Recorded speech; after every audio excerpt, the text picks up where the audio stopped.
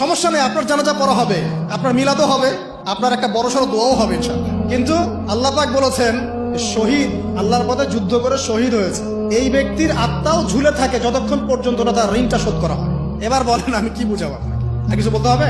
তো এখন সেই দোয়া শিখাচ্ছি আপনাদেরকে, যে দোয়া শিখলে আপনারা ঋণ থেকে বাঁচবেন ইনশাআল্লাহ। কত দিবেন বলেন? আচ্ছা হ্যাঁ, এই তো শুকরিয়া। দোয়া করবেন যেন আল্লাহ পাকের দিনটাকে আল্লাহর জমিনে প্রতিষ্ঠা করতে পারি।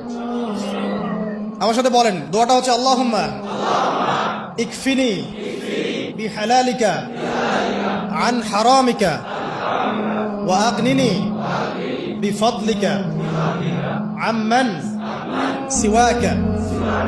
এই দোয়াটা ছোট না, এটা মুখস্থ করবেন, সেজদায় পড়বেন, নামাজের সেজদায় পড়বেন, আত্তাহিয়াতু দরুদ শেষ তারপরে পড়বেন, নামাজ শেষে হাত তুলে করবেন, যখন তখন শেষ রাতটা করবেন, ইনশাআল্লাহ দেখবেন আপনার ঋণ বলতে কিছু থাকবে না ইনশাআল্লাহ। যদি থাকেও, বড় কোনো ঋণ থাকেও, আল্লাহ পাক অন্য কোনো মাধ্যমে এটা শোধ করার ব্যবস্থা